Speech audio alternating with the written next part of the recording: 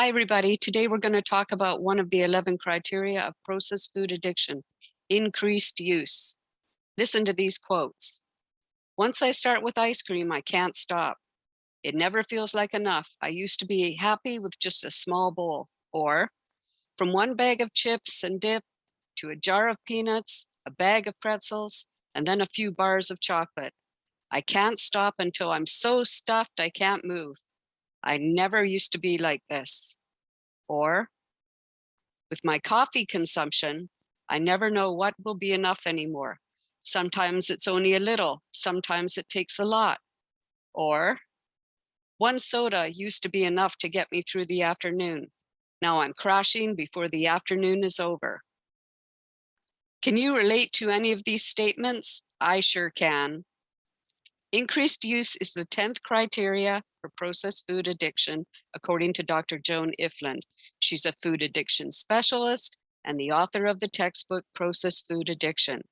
Tolerance is defined by either of the following: a need for markedly increased amounts of processed food to achieve intoxication or desired effect, or a markedly diminished effect with continued use of the same amount of processed food.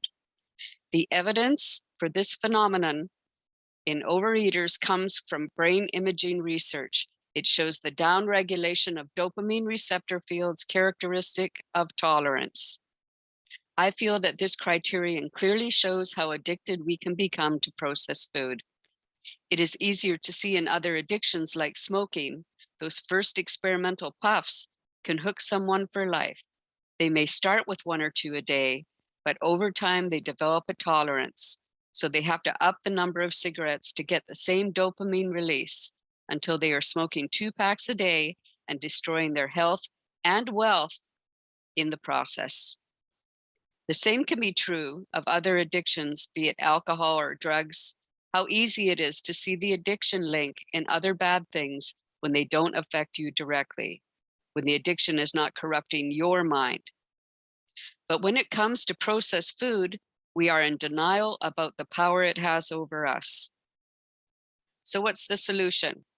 Well, the best solution is to cut off the source.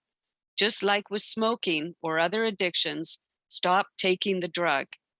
It may be tough for a few days as your brain kicks up a fuss to get its drug, but then things settle down and you wonder why it took you so long to stop.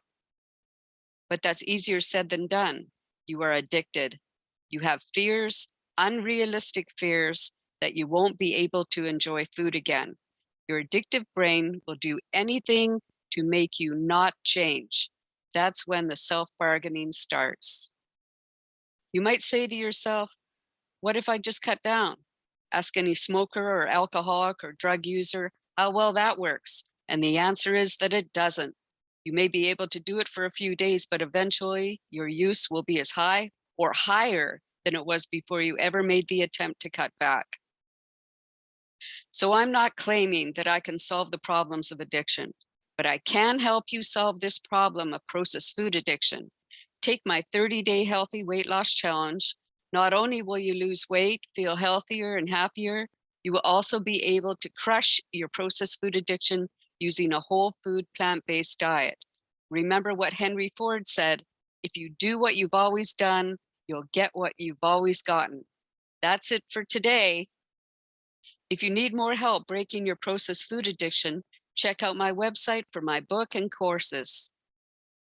Keep your eyes peeled for the 11th criteria, withdrawal avoidance, which will be coming out in the next couple of days. Thanks for watching.